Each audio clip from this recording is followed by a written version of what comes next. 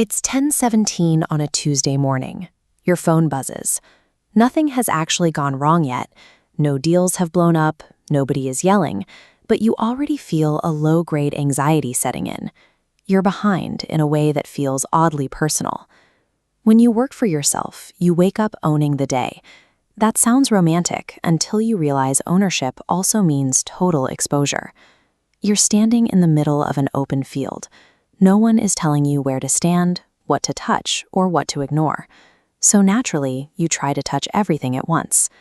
It's easy to look at that half-finished morning and blame your own laziness or a lack of discipline. You tell yourself you just need to try harder. But that feeling doesn't come from a lack of willpower. Every email is your responsibility. Every request seems plausible. You feel chronically behind because you are operating in an environment completely devoid of structural walls. Without them, the day will happily eat you alive. Standard to-do lists pretend time is an infinite, flat surface. Without boundaries, your brain fills the vacuum with noise. You constantly scan for whatever is loudest. The mental energy burn deciding what to do often outweighs the actual work. Everything on that list looks entirely doable at 8 in the morning, but by 3:30 in the afternoon, after 6 random conversations and 2 minor crises, that same list starts to feel like a moral indictment.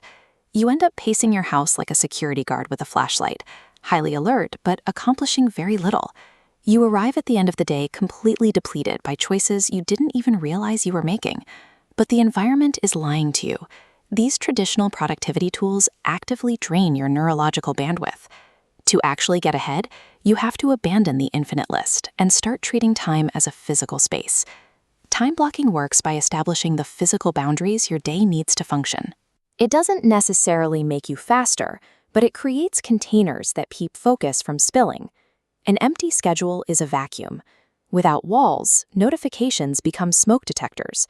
Every chirp suggests danger, even when there's no fire, forcing you to react to the newest stimulus. Time blocking adds weight to the boat, so it stops skittering sideways every time the wind changes. It provides intentional ballast. When a surprise call hits, it doesn't derail you because your day already had shape. People confuse this with discipline. Discipline is a personality trait that asks you to try harder. Building a structure simply and quietly removes your alternative options. When a task finally has a dedicated container, your nervous system can stop scanning the horizon for alternatives. The room temperature stabilizes. You can actually sit down to work without checking the door. The total volume of your work doesn't magically shrink. But by building these structural walls, you definitively stabilize your environment. You stop renegotiating your priorities every 15 minutes. To build a calendar that actually holds up, you have to block by category, not by individual task. Highly specific tasks, like write paragraph 3, are brittle. They shatter the moment an interruption hits. But broad categories are sturdy. A block dedicated to client work survives that same interruption. It gives you room to pivot and adapt without the entire structure collapsing. You also have to manage the noise inside those containers. Proximity matters much more than intention. Telling yourself you simply won't check Slack while you focus is a losing battle. If an app is open, it will talk to you. If your email is present, it will clear its throat. You have to physically close them, escort them out of the application dock, and shut the door. The block dictates that you are unavailable to the internet during this specific window. Treating your focus as a physical room with a closed door is how you build a reliable routine. You aren't hiding. You are exactly where you said you would be, doing what you said you would do. That consistency builds trust, and it entirely removes the need to constantly defend your time. You must protect the first block of the day like a loaded firearm. That first hour decides the current for your entire schedule.